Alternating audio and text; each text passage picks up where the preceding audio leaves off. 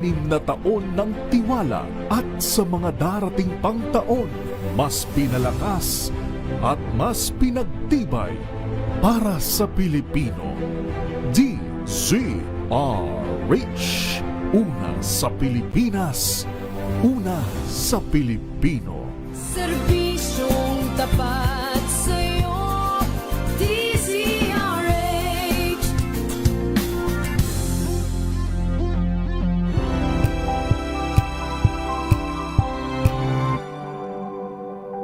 Tinesting, sinuri, siniyasan. Ang resulta? Super effective ang Shield sa pagpatay ng bakterya at virus. Shield Antibacterial Soap. Believe ang mga eksperto sa Philippine Nurses Association. At si Mami. Tiwala ako sa Shield. Shield Antibacterial Soap. Napatunayang mabisa. Ang mga nurse, tiwala. ACS. Amoy forever. Amoy LQ. Amoy New Cala Berry Blooms. Amoy Cala, amoy good vibe. May nagbago. May arte. May budget. Kala nyo lang yon. So solid. White rose papaya, wow, white rose. White rose papaya, wow, white rose. White rose papaya. May glow up with a white rose papaya. White Rose Papaya. May puti power times 2 kasi may papaya at niacinamide. May shea butter and tea tree oil pa. Kutis sulit ang glow up. Glow up with a white rose papaya. White Rose Papaya. Kutis sulit ang glow up. ACS. Amoy forever. Amoy LQ. Amoy New Cala Berry Blooms. Amoy Cala, amoy good vibes.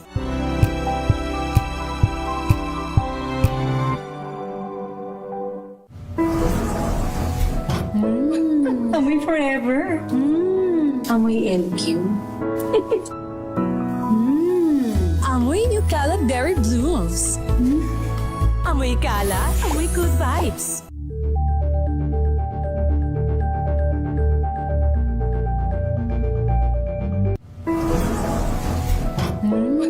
Amoy forever. Amoy LQ. Amoy New Cala Berry Blooms. Amoy Cala, amoy good vibes.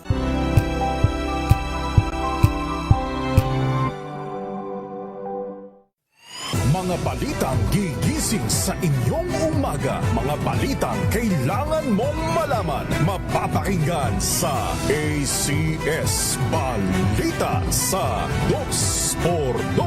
Kasama sina Anthony Taberna at Jerry Baha. Lunes hanggang Biyernes.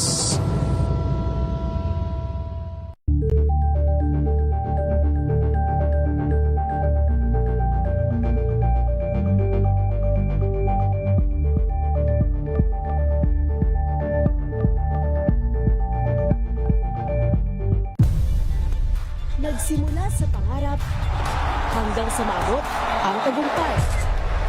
Iba't ibang kwento, iba't ibang mukha ng atletang Pilipino. Mas pinatindi, mas pinalakas, at mas pinaaksyon sa Match Point tuwing Sabado, 12:30 ng tanghali sa DZRH TV.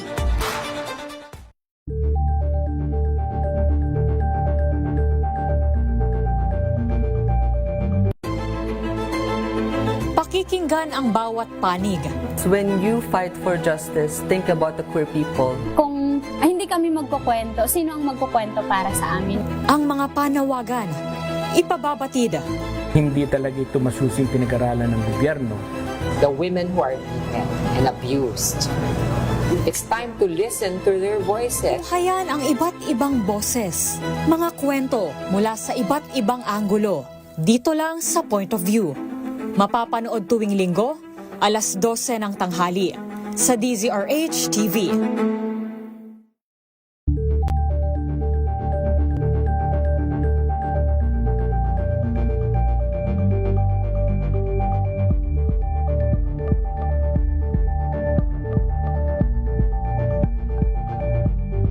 Alamin ang mga maiinit na isyung pambayan, mga balitang kailangan mong malaman, usapin sa pamahalaan, politika, ekonomiya at kabuhayan. Ito ang mga dapat mong malaman, pakialaman at pag-uusapan dahil kayo ang tinig ng mamamayan dito sa Damdaming Bayan. Live sa DZRH Radio, DZRH TV at DZRH Digital. Kasama sina Lakay, Deo Makalma at Elaine Apit. Araw-araw, Lunes hanggang Biyernes. Damdaming Bayan.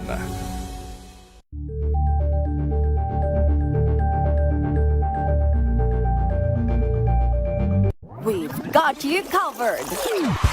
From the hottest hits, exclusive interviews, kilig to the bones fan meet experience, and hataw performances of your favorite stars. Saturdays, 12 noon, dito lang sa DZRH TV. Following will be yours tonight. Hatid ng DZRH TNT. Tomorrow's News Tonight. Mga balitang binabantayan, mga balitang ayaw tigilan ng intriga, mga balitang patuloy ang pagbabago. Malalaman na tonight with Ray Sibayan, Kisses Habson, TNT. Tomorrow's News Tonight. TNT. Tomorrow's News Tonight.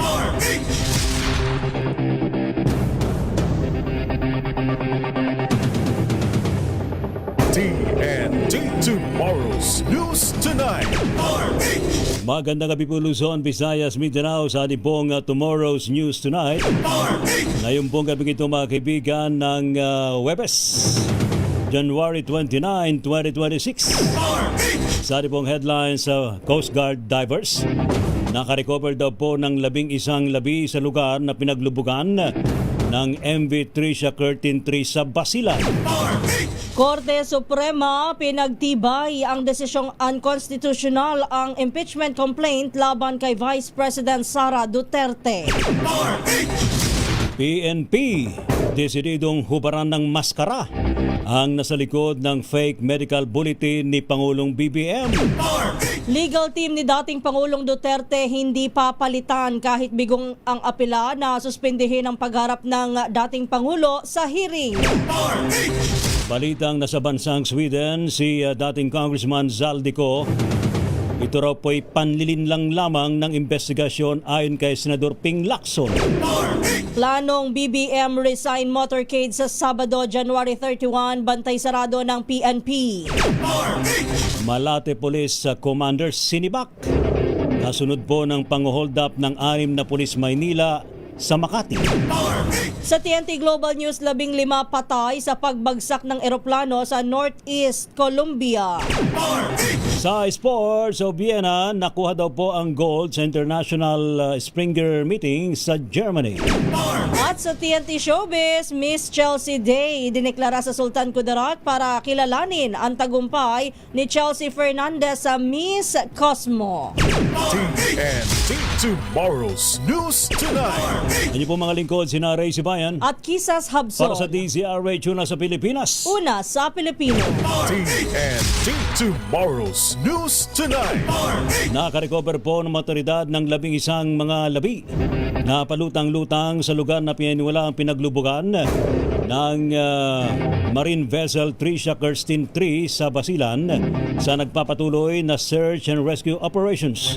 Ayon po kay Philippine Coast Guard spokesperson Captain Noemi Kayabyab, isinasailalim na sa retrieval at identification procedure ang naturang mga bangkay para matukoy ang kanilang pagkakilanlan at may pagbigay alam sa pamilya. Patuloy din ang investigasyon para matukoy ang eksaktong bilang ng mga sakay ng lumubog na Roro vessel. Batay po sa manifesto na hawak ng Philippine Coast Guard, 10 pang nawawala sa ngayon, 316 ang nailigtas. 18 ang kumpirmadong namatay sa naturang trahedya. Inimbestigahan pa rin ng otoridad ang sanhi ng pagkalubog ng naturang barko. Sa iba pa nating mga balita, pinagtibay ng Korte Suprema ang desisyon na nagdedeklarang unconstitutional ang impeachment case laban kay Vice President Sara Duterte. Ito'y matapos na ibasura ng kataas-taasang hukuman with finality ang mosyon ng House of Representatives kaugnay ng impeachment ruling noong July 2025. Ayon kay Supreme Court spokesperson Attorney Camille Ting, ay nilabag ang one-year bar rule ng ihain ng ika-4 na impeachment complaint laban sa Vice-Presidente. Bagamat iginiit ng Kamara na naging epektibo lamang ang one-year bar rule matapos ma-archive ang unang 3 reklamo, sinabi ng Korte Suprema na labag sa konstitusyon ang hindi agarang pag-aksyon sa mga naunang reklamo at ang paghahain ng ika-4 na impeachment complaint. TNT Tomorrow's News Tonight. Samantala, ginit naman ng kampo ni Vice President Sara Duterte na sarado na ang usapin sa impeachment matapos pagtibayan ng Korte Suprema. Ang una nitong desisyon ay deklarang labag sa ating saligang batas ang articles of impeachment laban sa kanya. Sa statement ng kanyang defense team sa pamagitan ng Attorney Michael Poa, hinikayat nila ang pamahalaan na mag-move on na at tutukan na lamang daw pong iba pang mahalagang isyu ng bansa. Kinilala rin ng kampo ni Duterte ang resolusyon ng Korte Suprema na ibasura ang motion for reconsideration na inihain ng Kamara. Gayon din ay pinasalamatan ng kampo ni Vice President Sara ang Korte sa paglalatag ng malinaw na gabay sa mga limitasyon at tamang proseso ng impeachment proceedings. Handa na muling maghain ng impeachment complaint ang Makabayan Bloc laban kay Vice President Sara Duterte sa kabila ng pagbasura ng Korte Suprema sa motion o sa motion for reconsideration na isinampa ng Kamara. Nanindigan po ang Makabayan Bloc na may basihan ang mga reklamo gaya ng culpable violation of Constitution, betrayal of public trust at iba pang matataas na paglabag. Dagdag pa nila, magiging mahirap ang impeachment proceedings sa mga darating na panahon dahil inalis na ng Korte Suprema ang fast-track mode na tinangkaring gawin noong 19th Congress. Kailangan na ring sundin ang 1/3 votes ng Kamara para ma-impeach ang isang impeachable official, bagay na pabor kay Pangulong Marcos at VP Sara. Sa February 6, nakatakdang ihain ng Makabayan Bloc ang panibagong impeachment complaint kung kailan matatapos ang one-year barul. TNT Tomorrow's News Tonight. Nakatakda namang repasuhin ng Kamara ang rules on impeachment matapos nga pong inilabas na desisyon ng Korte Suprema na nagbasura sa motion for reconsideration ng Kamara kaugnay na impeachment complaint laban kay VP Sara. Ayon po kay Manila Congressman Joel Chua, miyembro ng House Prosecution Panel at House Committee on Justice, pag-aaralan ng mga mambabatas ang mga panuntunan para umayon sa ruling ng mataas sa hukuman. Kukunin din na niyang input ng Makabayan Bloc na posibleng maging complainant at mag-endorso ng panibagong impeachment complaint laban sa pangalawang Pangulo. Dagdag pa ni Chua, posible rin namanong baguhin ang komposisyon ng 11-man prosecution panel na binuo noong 19th Congress.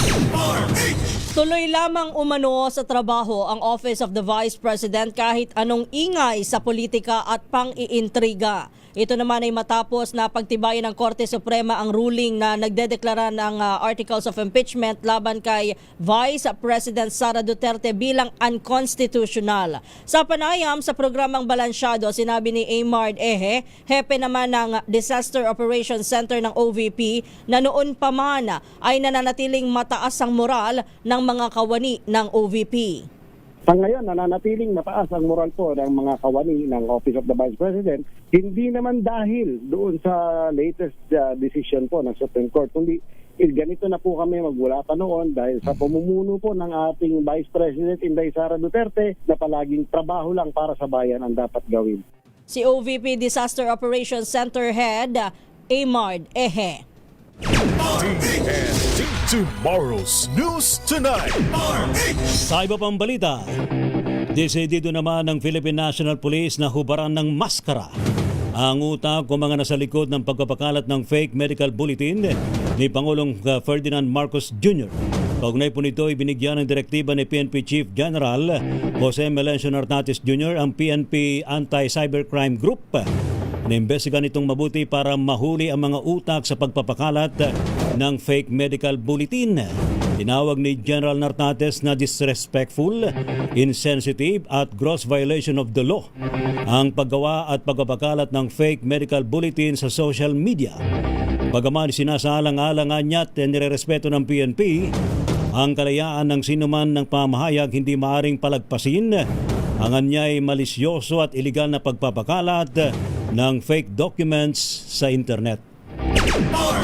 Iniimbestigahan na rin ng National Bureau of Investigation ang peking medical record ni PBBM na nagkalat sa social media. Ayon kay NBI spokesperson Palmer Malyari, nakikipag-ugnayan na ang kanilang mga ahente sa St. Luke's Medical Center kung saan dinala ang punong ehekutibo. Kabilang umano sa sinisilip nila ay kung paano kumalat online ang medical test results na tinatawag ng palasyong peke at posibleng parte ng destabilization effort.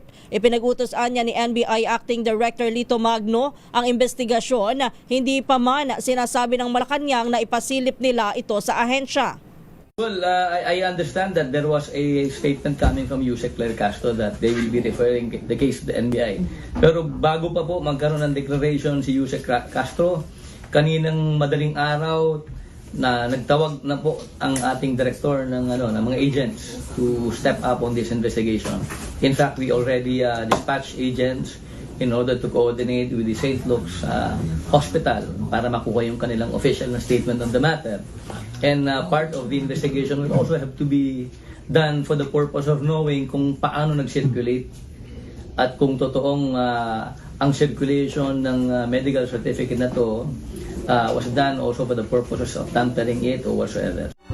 Ang sagot po sa media ni NBI spokesperson Palmer Malyari. Una na ring pinalaga ng St. Luke's Medical Center ang anilay peking medical report at iginiit na istrikto nilang sinusunod ang patient's confidentiality at data privacy.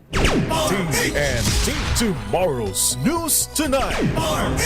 Dapat lang umanong imbestigahan ng NBI ang pangkalat na mali impormasyon hinggil sa kalagayan po ng kalusugan ni Pangulong BBM. Sa isang press briefing sa Malacanang, muling binigyan din ni Palace Press Officer Yusek Claire Castro na hindi dapat ginagawang biro ang kondisyon ng kalusugan ng Pangulo. Kaya naman inaasahan ng palasyo na kikilos ang NBI para matukoy ang pinagmulan ng peking medical document at kung sino ang nasa likod ng pagpapakalat nito.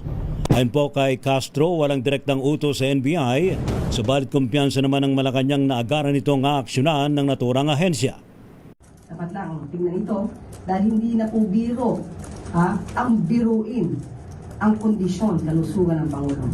Kaya po ang NBI, alam po natin na mabilis umaksyon ng NBI para maimbestigahan kung sino po ang nasa likod nito. Si Palace Press Officer Yusek Claire Castro. Dako naman tayo sa The Hague. Hindi papalitan ang defense team ni dating Pangulong Rodrigo Duterte na humahawak sa kaso nitong crime against humanity sa International Criminal Court. Ayon kay Vice President Sara Duterte, tumanggi ang dating Pangulo nang tanungin kung gusto nitong palitan ang kanyang legal team. Tugon nito ni VP Sara sa umano'y panawagan na palitan ang kanilang abogado o ng kanilang pamilya o kanyang ama ang mga abogado. Itinakda po ng ICC sa February 24 o 23 hanggang 27 ang confirmation of charges hearing ni Duterte. TNT Tomorrow's News Tonight. Mula Netherlands, dumako naman tayo sa Sweden. Layo International tayo. Nasa bansang Sweden daw po si dating Congressman Zaldico na wanted sa kaso may kinalaman sa maanumalyang flood control projects. Base naman sa isinapublikong petisyon na inihain ni Ko sa Korte Suprema, nagpapatunay na siya ay nasa Stockholm, Sweden na may lagda pa ng isang notary public doon. Ayunin po na iniharap na petisyon na harangin ang pagpapatupad ng resolusyon ng Ombudsman na nagsusulong ng kaso laban sa kanya. Inihiling daw po ni Ko sa Supreme Court na maglabas ng temporary restraining order para pigilan ang paghain ng kaso laban sa kanya. Iginit pa ng dating kongresista na nagmamadali umano si Ombudsman Boying Remulla sa pagharap ng kaso at hindi siya nabigyan ng pagkakataon na sumagot dito. Pinaghihinalaan naman ni Senate President Pro Tempore Panfilo Ping Lacson na inililigaw lang umano ni dating Congressman Zaldico ang mga naghahanap sa kanya. Ito'y kasunod ng ulat na nagpunta si Ko sa bansang Sweden para magpanotaryo ng inihain na petisyon sa Korte Suprema noong January 15. Saad ni Lacson, maaaring hindi doon nakatira ang dating kongresista at pwedeng palipat-lipat lamang siya ng bansa. Anya, nasa panig na ng taas kung gaano sila kasigasig sa paghahanap kay Ko na dawit sa maanumalyang flood control projects. Una nang napabalita na nasa Portugal ang dating mambabatas at kung hindi pa ito magpapakita sa hearing sa Senate Blue Ribbon Committee ay i-issuehan na siya ng warrant of arrest. TNT Tomorrow's News Tonight. Nindigan naman ng Office of the Ombudsman na hindi ito magpapadala sa delaying tactics si dating Congressman Zaldico para malihis ang investigasyon laban sa kanya.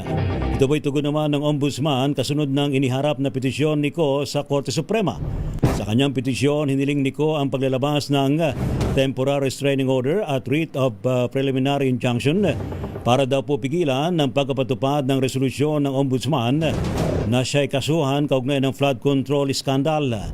Iginit pa ng kampo ni dating Congressman Zaldico, minadali umano ng Ombudsman ang paghaharap ng kaso at nilabag ang kanyang karapatan sa due process. Mula Sweden, balik tayo ng Pilipinas, Ayun na, nagbalik pero lalapit tayo ng konti sa China. West Philippines yan. Pinag-aaralan na ng liderato ng Senado ang pagpapalit sa chairmanship ng Senate Committee on Foreign Relations kung saan si Senator Amy Marcos ang chairperson ng komite. Ito po ang kinumpirma ni Senate President Vicente Tito Sotto III bilang bahagi po ng patuloy na pagbabago ng Senado. Kabilang po si Senador Amy sa 9 na senador na hindi lumagda sa Senate Resolution 256 na kumondena sa pangingialam ng Chinese Embassy sa mga internal affairs ng bansa kaugnay ng West Philippine Sea. Sa halip, naghain siya ng sariling Resolution 257 upang hilingin sa mga opisyal ng gobyerno na huwag magbibitiw ng mga maaanghang na salita sa China upang hindi lalong sumama ang relasyon ng Pilipinas sa kanila. Para kay Senator Amy, mas mabuting ipaubaya na sa DFA ang pagsasalita hinggil sa West Philippine Sea. Posibleng mapunta ang Committee on Foreign Relations kay Senador Erwin Tulfo. TNT Tomorrow's News Tonight. Please shut up if you do not know the implication of the use of the term. Wow. English yun, ha? English Hindi ako yun, nagsabi na. hindi ba ikaw? Binasa ko lang. Ito po ang naging statement ni dating National Security Advisor, Professor Clarita Carlos, sa panayam po ng programang Damdaming Bayan sa DZRH. Kaugnay po ng paggamit o deklarasyon ng persona non grata. Ayon po kay Professor Carlos, isang sensitibo at seryosong termino sa diplomasya ang termino para deklarang undesirable person at hindi nararapat makapasok ng bansang isang personalidad. Anya, hindi dapat ito ginagamit basta-basta. Dalaman sa lubhang makaapekto ito sa relasyon ng dalawang bansa, tulad na lamang ng posibleng pagtindi ng tensyon sa pagitan ng Pilipinas at China. Unang minungkay ni Senate President Tito Sotto na pag-aralang mabuti ang pagdedeklara ng persona non grata kay Chinese Embassy Deputy Spokesperson Guo Wei dahil umano sa mga atake nito sa mga mambabatas. Ang ibig sabihin ay dinideclare mo siyang undesirable person and therefore he should get out. Napaka-sensitibong bagay yan na hindi natin dapat paglaruan yung phrase na yan. Opo. I mean, hindi mo dapat inatapon-tapon mo lang siya na, like an ordinary term because it really involves relations between two states. Kaya nga, unfortunate people who are using that, huwag niyong gamitin yan kung hindi niyo alam ang implikasyon. Please shut up if you do not know the implication of the use of those terms. Sasabi ng iba, persona non grata na yan. Oo. Lalo silang ginagawang matinurit. Totoo yan. Maraming gumagamit ng persona non grata pero hindi nila alam kung ano ba talaga ang tunay na kahulugan. Pero syempre, di mo rin mapigilan yung iba dahil sa Gigil. naiinis na sa miruin mo, nandito sila sa Pilipinas tapos ganyan ginagawa nila sa mga opisyal natin dito. Yes. Hayagang binabastos tayo dito. Ha? Kasado naman na irekomenda ng Senate Blue Ribbon Committee ang paglikha ng law enforcement unit na tatanggap ang ng tanggapan ng ombudsman. Ayon po kay Senate President Pro Tempore at Senate Blue Ribbon Committee Chairperson Panfilo Ping Lacson, layunin po ng paglikha ng Ombudsman Law Enforcement Unit ay mapabilis ang investigasyon at case build-up sa mga iniimbestigahang anomalya sa gobyerno. Ito po ay kasunod ng iskandalong nilikha ng mga nabunyag na ghost flood control projects na ikinasangkutan ng ilang mambabatas at iba pang opisyal ng pamahalaan. Ayon kay Lacson, dapat ay mayroong law enforcement unit ang ombudsman para sa pag-apply ng search warrants at magsagawa ng follow-up investigation sa mga corruption case. Kabilang din sa magiging rekomendasyon ng Blue Ribbon Committee ay ma-deputize ng ombudsman ang mga pribadong abogado na tutulong sa prosekusyon ng mga kaso. TNT Tomorrow's News Tonight. Standby pa rin po sa iba pang mga balita mga kaibigan sa Tomorrow's News Tonight. Planong BBM resign motorcade sa Sabado na raw po yan, January 31. Abay, babantayan naman ng PNP para maging maayos. Ilan daw ba lalahok dyan? Wala pa sinasabi. Nag-invite lang sila. Samantala, Malate Police Commander, kasama na rin yung 6 na pulis. Ay, syempre. Abay, sinibak. Kasunod po ng umunoy pang hold up sa Makati. Sa ating TNT Global News, 15 ang patay sa pagbagsak po ng isang eroplano sa Northeast Colombia.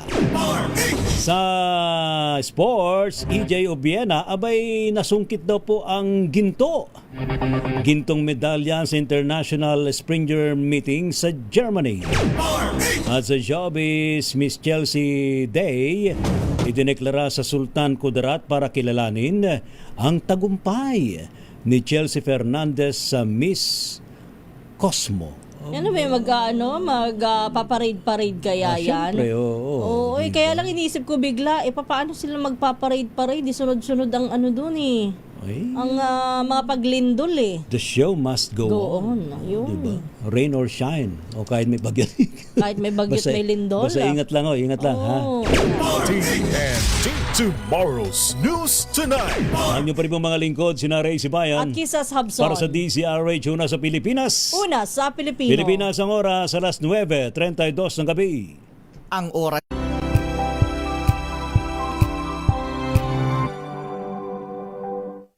Maulan man, no worries na amoy kulong ang damit. Charm Fabcon, bangong kumakabloom, tanggal amoy kulong sa bango ng Charm. Kaya gamit ko, Charm Fabcon with Bloom Fresh Technology. Kills 99.9% of kulob-causing bacteria.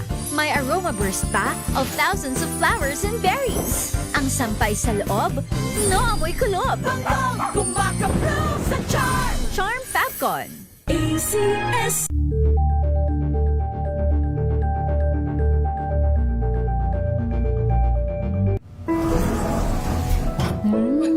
Amoy forever.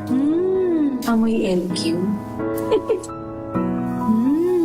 Amoy New Cala Berry Blooms. Amoy Cala, amoy good vibes.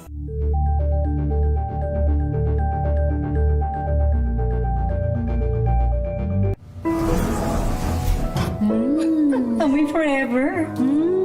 Amoy LQ. Amoy New Cala Berry Blooms. Amoy Cala, amoy good vibes.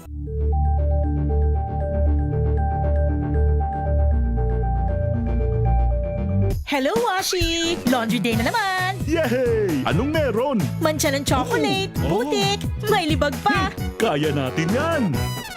With Pride Washing Machine Detergent, may triple stain-away formula. Tanggal ang makapit, madikit, at malupit na dumit-mancha. Kaya easy-easy ang labada. Mula noon hanggang ngayon! All you need is pride! All you need is pride! ACS.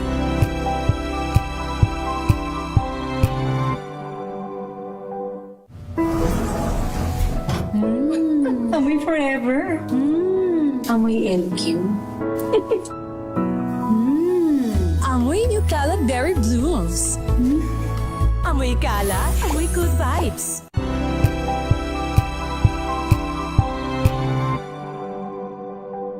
Curious ka ba sa maraming bagay? Kami na ang bahala dyan. Aalamin, tutuklasin at bibigyang linaw namin ang mga katanungang bumabagabag sa inyong isipan. Sa programa kung saan ang bawat sagot ay galing lamang sa mga eksperto. Ang Expert's Opinion, tuwing linggo 3:00 ng hapon, dito lang sa DZRH TV.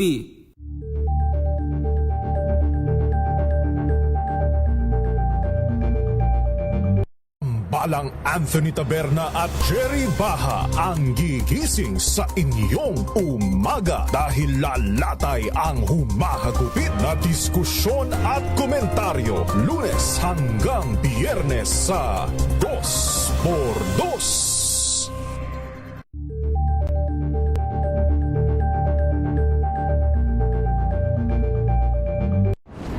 Kung good vibes ang hanap mo, dito ka na sa sigurado!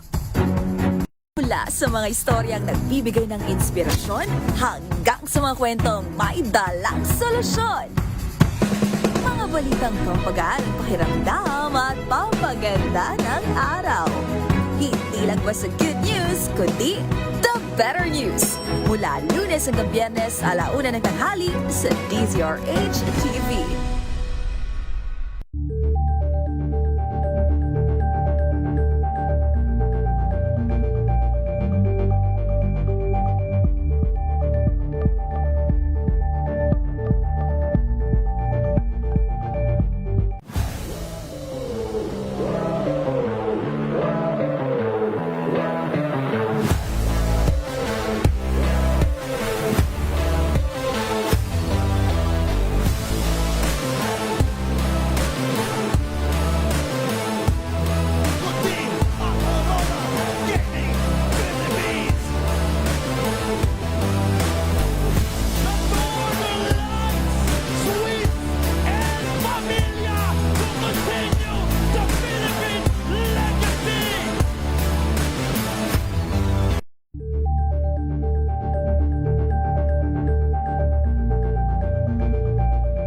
Abangan this Saturday.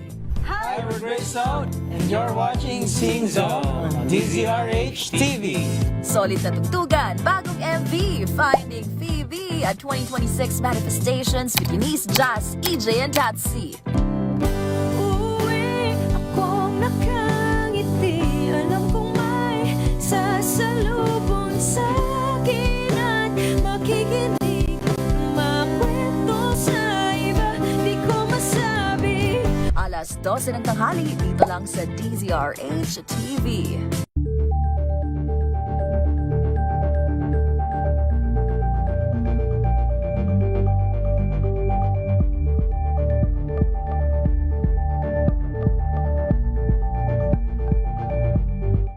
Maagang balitaan, maagang usapan sa mga issue at balita kasama si Kuya Angelo Palmones sa Magandang Umaga Pilipinas mula Lunes hanggang Biyernes.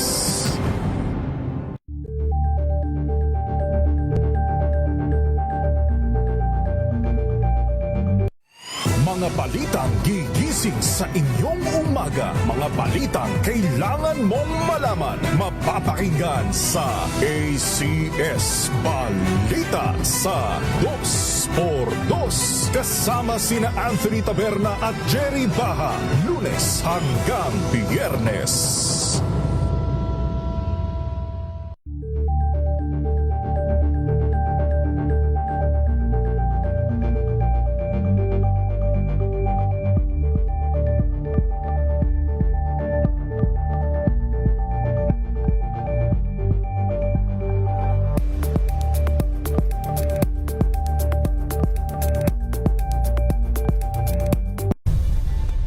Nagsimula sa pangarap hanggang sa maabot ang tagumpay. Iba't ibang kwento, iba't ibang mukha ng atletang Pilipino. Mas pinatindi, mas pinalakas, at mas pinaaksyon sa Match Point tuwing Sabado, 12:30 ng tanghali sa DZRH TV.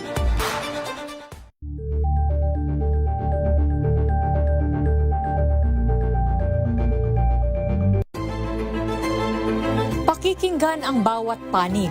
When you fight for justice, think about the queer people. Kung hindi kami magkukwento, sino ang magkukwento para sa amin? Ang mga panawagan, ipababatid. Hindi talaga ito masusing pinag-aralan ng gobyerno. The women who are beaten and abused. It's time to listen to their voices. Tunghayan ang iba't ibang boses, mga kwento mula sa iba't ibang anggulo. Dito lang sa Point of View. Mapapanood tuwing Linggo, alas 12 ng tanghali sa DZRH TV. TNT Tomorrow's News Tonight. Inyo po rin mga lingkod, sina Ray Sibayan At Kisas Habson. para sa DZRH una sa Pilipinas. Una sa Pilipino. Sa atin pa rin po mga balita ay tinakda ng COMELEC ang paghain po ng Certificate of Candidacy para sa 2026 Barangay at Sangguniang Kabataan Elections simula September 8 hanggang October 5, 2026. Ito po ay sa ilalim ng inilabas na Resolution number 11191 ng COMELEC na nagtatakda ng calendar of activities para sa eleksyon sa buwan ng Nobyembre. Bate po sa resolusyon, magsisimula ang election period para sa 2026 BSKE sa October 3 hanggang November 9, 2026 habang ang campaign period ay nakaschedule mula October 22 hanggang October 31, 2026. Ipatutupad naman ng nationwide gun ban sa buong election period. Samantalang simula October 3 hanggang November 2 ay pairali naman ng ban sa vote buying at vote selling. Ayon po sa poll body, kasadong isagawa ang naturang halalan sa November 2 ba? All Souls Day ito Oh, All Souls Day. November 2. Mapapahinto ka. Di naman siguro makaboto yung mga multo. November 2, 2026. Kinikilala ni Pangulong Bongbong Marcos Jr. ang mga inilatag na dahilan ng Commission on Elections sa COMELEC sa muling pagpapaliban ng halalan sa Bangsamoro Autonomous Region in Muslim Mindanao. Ayon kay Palace Press Officer Claire Castro, nais ng Pangulo na matuloy ito pero hindi rin maaaring may malabag na batas at hindi rin sapat ang oras ng paghahanda. Una nang sinabi ni COMELEC Chairman George Garcia na hindi pa kayang gawin ang halalan dahil sa usapin ng legal at kondisyon ng operasyon nito. Dagdag pa ni Castro, kailangan na pag-usapang mabuti ng Pangulo at ng COMELEC Chairman ang usaping ito. Binigyan din naman ng Pangulo ang kahalagahan ng unang BARM elections na gaganapin naman sa March 30, 2026. RH Weather News. Di mo nang alamin mga kaibigan ang ating pong kalagayan ng panahon mula po sa Pag-asa. Sa ating muli niya si Miss Lian Loreto ng DOST Pag-asa. Lian? Yes po, magandang gabi po Sir RS and Ma'am Kisses at sa lahat po ng ating mga taga-subaybay. Patuloy pong umiihip itong hanging amihan sa may Luzon at Visayas. Kaya't makakaranas po tayo ng malamig na panahon, especially po sa may Cagayan Valley and Aurora. Posible po sila makaranas ng maulap na panahon na may mga pag-ambon. But for Metro Manila and the rest of Luzon and parts of Visayas naman, possible yung generally fair weather conditions natin na may mga isolated light rains. But ngayong araw nga po at bukas po ng umaga, posible nga pong magsimula na yung epekto nitong shear line kung tinatawag natin or yung banggaan ng hanging amihan at easterlies na maaari pong magdala ng mga pag-ulan at mga thunderstorms at posible nga po na magdulot ng mga pagbaha at pagguho ng lupa dito sa may Eastern Samar, Dinagat Island, Surigao del Norte, Surigao del Sur at Davao Oriental. Kaya sana po yung makapaghanda po yung ating mga kababayan sa mga posibleng impacts po nitong shear line. But for the rest of Mindanao, Samar, Leyte, and Southern Leyte, possible naman po na makaranas sila ng mga thunderstorm activity. Sa ngayon, wala naman po tayong binabantayan na sama ng panahon at wala din pong nakataas na gale warning sa anumang baybaying dagat ng ating bansa. At yan lamang po ang latest mula din. Lian, kailan ba yung sinasabi niyong magkakabanggaan tong easterlies saka shear line? Ay, shear line pala. Well, yung shear line natin, possible na nga po bukas ng umaga. Maaari na pong makaranas ng mga pag-ulan yung ating mga kababayan sa may eastern side ng Mindanao and Visayas. Pero Ma'am Lian, kahit na ganun pa man, hindi magkakaroon ng gale warning dyan sa mga area na binanggit mo kanina? Well, sa ngayon, wala naman po tayong nakikita pa na possible gale warning, no? Although, kung mas lumakas pa itong ating amihan, by next week, no, possible po tayong mag-grace ng ating gale warning. Ayun. Salamat po, Ma'am Lian. Ay ma'am, temperatura pala ngayon. Gaano kalamig? Sa temperature naman po natin, malamig po dito sa may Baguio City. Kaninang umaga, 12.4 degrees Celsius. At sa may Metro Manila din po, ay umabot po ng 19 degrees Celsius sa Quezon City naman. At inaasahan po natin na ganito din po yung magiging weather conditions natin bukas. Up to when, Ma'am Lian, na tayo makaranas ng kalamigang panahon? Inaasahan pa ba nating mas bababa pa dyan? Well, possible pa rin po na mas bumaba pa yung mga malalamig na temperatura, no? Until the end po ng ating amihan season this February. So, Marso, yan na. Init na. Yes po, Marso ay magsisimula na po tayo mag-transition dun sa mainit na panahon. Happy naman yung partner ko ito kahit paano. Mahaba pa ang Pebrero. Yan na. Salamat, Miss Lian. Maraming salamat po. Ingat Thank po you so much. Ingat din po kayo dyan sa Pag-asa Weather Bureau. Samantala naman, ipinagutuso ni Pangulong Ferdinand Marcos Jr. ang mas pinaigting na surveillance laban sa Nipah virus para maprotektahan ang kalusugan po ng sambayanang Pilipino. Sa press briefing sa Malacanang, tiniyak po ni Palace Press Officer Yusek Claire Castro na patuloy na nakabantay ang Bureau of Quarantine ng Department of Health sa mga posibleng banta ng naturang virus na napaulat na kumakalat ngayon sa bansang India.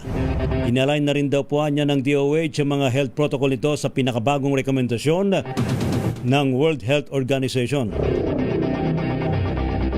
Iginit pa ni Castro, ito'y para matiyak daw po ang kanda ng bansa laban sa Nipah virus at iba pang nakahahawang sakit. Samantala, isinisisi naman ng isang network ng digital advocates ang pagkabigo ng Pilipinas na umusbong bilang regional data center hub sa hindi pagtupad ng Solar Philippines sa mga ipinangako nitong proyekto sa enerhiya. Ayon kay Digital Pinoy National Campaigner Ronald Gustilo, ay nabigo po ang kumpanyang itinatag ni Batangas sa 1st District Representative Leandro Leviste na maihatid ang halos 12 gigawatts ng renewable energy capacity na ipinangako nito sa Department of Energy. Dahil dito'y sinabi po ni Gustilo na nawalan ang bansa ng oportunidad na makapag-host ng mahigit 100 hyperscale data centers, makaakit ng higit 100 bilyong dolyar na dayuhang pamumuhunan. Bunsod po nito ay nawala din ang oportunidad sa ekonomiya, trabaho at pamumuhunan, partikular sa data centers, cloud computing at artificial intelligence. Dagdag pa niya na inilipat ng mga international technology firm ang kanilang operasyon sa mga karatig bansa kung saan natupad ang mga pangako sa supply ng kuryente. Nauna nang kinumpirma ni Ombudsman Jesus Crispin Remulla na iniimbestigahan na rin ng gobyerno si Leviste kaugnay po ng umano'y illegal na pagbebenta ng prangkisa ng kumpanya ng walang pahintulot ng Kongreso. TNT Tomorrow's News Tonight. Samantala naman, nabigura po ang pamahalaan na makamit ang target na paglago ng ating ekonomiya ito nakalipas na taon. Batay po sa datos ng PSA, ang gross domestic product ay naitala sa 3% no Oktubre hanggang Disyembre taong 2025. Ito po ay mas mabagal kumpara sa naunang pagtaya na 3.9% sa ikatlong quarter ng nakalipas na taon. Batay sa pagsusuri, ang fourth quarter economic performance para sa kabuuan ng 2025 ay naitala raw po sa 4.4%. Mababa kumpara sa naging target growth rate na 5.5 hanggang 6.5% nitong 2025. Sinabi naman ng PSA na 3 taon nang nagmimintis ang pamahalaan sa target na gross domestic product ng bansa. Magde-deploy ang Philippine National Police ng kanilang mga tauhan para tiyakin ang kapayapaan sa kasadong motorcade sa EDSA para sa panawagang BBM resign sa January 31. Ayon sa tagapagsalita ng PNP na si Police Brigadier General Randolph Tuanyo, nirerespeto nila ang karapatan ng publiko na maghayag ng saloobin, pero paalala nito, dapat pa ring makipag-ugnayan ang mga organizer sa mga kaukulang ahensya ng pamahalaan para masiguro ang maayos na daloy ng trapiko. Batay sa isa sa mga organizer nitong si dating Congressman Mike Defensor, nakatakda ang convergence points ng aktibidad sa MOA Arena at sa EDSA White Plains. TNT Tomorrow's News Tonight.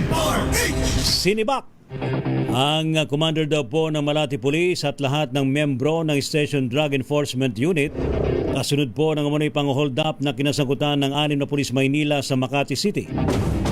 Sabi po sa DZRH ni NCRPO Director Major General Anthony Abirin, sasailalim daw po ang naturang mga pulis sa malalimang investigasyon para matukoy ang posibleng pananagutan. Babala ng Direktor ng NCRPO sa matauhan ng kanilang hanay, tanggal sa serbisyo at mabubulok pa sa kulungan, oras naman na gumawa ng krimen. Ayon po kay General Abirin, nakulong na ang 6 na pulis kalawags na bukod sa kasong kriminal ay naharap din sa mga asuntong administratibo na mauwi sa tuluyang pagkakatanggal sa serbisyo. Kita mo nga naman Lakay, napakalaki na ng mga sahod ng mga pulis. Tinataasan na taon-taon pero hindi pa rin nadadala ang ilan sa kanila, no? Gumagawa pa ng kalokohan. Siyempre, kapag nakakita ng malaki-laking pera, matutukso yung iba. Ang medyo yung ilan lang naman yan eh. Ang malabo lang dyan, ano bang klaseng yan? Hold up, hulid up ba yan? Yun nga hindi lang klaro sa ngayon. Hindi klaro eh. Ang sabi lang kasi, siguro ipaliwanag din ng PNP ano nangyari. ano talaga yung nangyari? Kasi pinakita maraming pera eh. Ang kwento lang kasi dyan, Lakay, yung 3 biktima galing sa Malate. Galing silang Malate. Mas may sinundo. May pinuntahan sila sa Makati at may kinuhang mahalagang gamit yata. Yun pala ang laman, pera. Hindi ko alam kung pera eh. Pagdating doon, paano silang naharang ng mga pulis? So meron nang nagtimbre sa mga pulis na may dalang pera yung mga yan. Di ba? Limpak-limpak. Limpak-limpak. Ngayon, ano yun? Ano yung limpak-limpak na salaping yun? Yun yung medyo malabo do sa kwento nung pulis. Siguro magkakaroon din ng statement dito si General Abirin. Ano talagang tunay na nangyari dyan. Samantala, nasabat naman ng Bureau of Customs ang abot sa 43 milyong pisong halaga ng cocaine mula sa isang pasahero sa Ninoy Aquino International Airport. Ayon sa Customs, nakuha ang nasa 8 kilo ng illegal na droga mula sa pasaherong lumapag sa Terminal 3 nitong January 22, 2026. Pero hindi na idinetalye pa ng BOC ang nationality nito at kung saang bansa siya nanggaling. Nahaharap po ngayon ang suspect sa kasong paglabag sa Comprehensive Dangerous Drugs Act of 2002 at Customs Modernization and Tariff Act. Isinurrender naman ng pamilya ng suspect sa mga otoridad ang improvised RPG o rocket-propelled grenade na ginamit sa pananambang kay Sharif Agwak Mayor Ahmad Mitra Ampatuan. Ayon po kay Bangsamoro Police Director General Jason de Guzman, isinuli ito ng pamilya para umano'y hindi na sila madamay sa naturang pangyayari. Unang kumpirma ng 6th Infantry Division ng Philippine Army na natagpuang patay ang 3 suspect sa loob ng minivan. Samantala, isa namang bangkay natagpuan sa Victoria, Tarlac. Alamin natin ang detalye kay RH30 Eric Dastas. Blanco po ang mga otoridad sa pagkakailandan sa isang bangkay ng matagpuan ito sa isang sa Calamansi Farm sa may Barangay Maluid, Victoria, Tarlac. Ang biktima ay nakabalot ng plastic tape at patuloy na iniimbestigahan ito ng mga otoridad matapos itong ipag-ibigay alam ng mga residente sa naturang lugar na natagpuang isang bangkay. Sa patuloy ang investigasyon ng Victoria Police sa naturang insidente. Ito si Eric Testas para sa DZRH, una sa Pilipinas, una sa Pilipino. TNT Top News Trending Worldwide. Sa ating pong TNT Global News, mayroon daw bumagsak na eroplano sa Northeast Colombia, 15 ang patay. Report mula kay Miss Wina Perlhesoro. Wina. 15 katawang nasawi matapos bumagsak ang isang maliit na eroplano ng state-owned airline na Satina sa northeast ng Colombia nitong Miyerkules. Ang Beechcraft 1900 ay lumipad mula Cucuta patungong Ocaña, ngunit nawala ng contact sa air traffic control makalipas ang humigit kumulang 12 minuto matapos ang pag-take off. Hindi pa tukoy ang sanhi ng pag-crash at hindi na nag-activate ang emergency beacon ng eroplano. Kabilang sa mga namatay sina Diognis Quintero, isang lokal na mambabatas, kasamang ilan niyang kasamahan. Ang lugar ng insidente ay isang rural at mabundok na bahagi ng Norte de Santander. Sa ngayon, patuloy pa rin ang investigasyon ng mga otoridad. Para sa TNT Global News, ito si Wina Perlhesoro ng DZRH, una sa Pilipinas, una sa Pilipino. TNT Sports and Games. Samantala, sa ating TNT Sports, EJ Obiena nasungkit ang gold sa International Springer Meeting sa Germany. Alamin natin ang detalye kay Kyle Bulias. Nasungkit ng Pinoy pole vault star na si EJ Obiena ang gold sa ginanap ng International Springer Meeting sa Cottbus sa bansang Germany. Makasaysayan ang panalo ni Obiena dahil nagtay sila ng pambato ng the Netherlands na si Men of Loon. Kapwa nila na-clear ang height na 5.77 meters pero pareho rin silang bigong maklear ang 5.84 meter sa parehong bilang na attempt na magsisilbisa ng tiebreaker. Dahil dito, napagdesisyonan ng mga opisyal na ideklara silang parehong kampiyon. Samantala, nakuha naman ni Sam Kendricks ng bansang Amerika ang bronze medal. Para sa TNT Sports, ito si Kyle Bulias ng DZRH, una sa Pilipinas, una sa Pilipino. Thank you, Kyle Bulias. Sa ating showbiz, Miss Chelsea Day, idineklara daw po sa Sultan Kudarat. Umaten ba itong si Don? Don Carlos sa report. Miss Chelsea Day ang December 20 para sa mga taga-probinsya ng Sultan Kudarat para kilalanin ang tagumpay ni Chelsea Fernandez sa Miss Cosmo pageant. Sa kanyang Instagram post, emosyonal at laking gulat ni Chelsea nang inanunsyo ito ng opisyal ng nasabing probinsya. Siya rin ang tatayo bilang appointed tourism ambassadress ng Sultan Kudarat. Matatanda ang naiuwi ni Chelsea ang first runner-up crown sa Miss Cosmo noong December 20 nitong nakaraang taon. Nakatakdang magbalik ang beauty queen sa Vietnam sa February 1 para tugunan ang kanyang duties kasama ang reigning queen mula sa bansang USA. At yan ang trending na balita para sa TNT Showbiz. Ito si Don Carlos ng DZRH, una sa Pilipinas, una sa Pilipino. Thank you, Don. TNT Tomorrow's News Tonight. Salamat po sa matumutok po sa ating balitaan sa Tomorrow's News Tonight. Maraming salamat, Miss Kisses. Habang hinahanap mo yung yung mga comments sa YouTube, babatiin ko lang ang aking tita, nakikinig ngayon, ang aking magandang tita. Hi, tita. Ayan, si Tita Florin San Jose. Hi, Tita nakikinig. Florin. Nasa ka ba ngayon? Nasa Nasaan na Las po kayo? Piñas. At ganun din, binabati ko po ng isang magandang gabi. Makikinig daw siya sa atin, Lakay. Yung aking Grab driver kanina, si Mr. Sunny.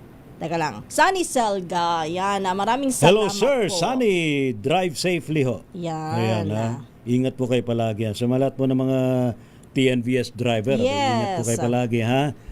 And also, maraming salamat Renante de la Cruz, si Señorico Elgarico, maging si Arvin Capasilio, Anthony Abrenica, at ang paborito mo si Jericho Ferrer.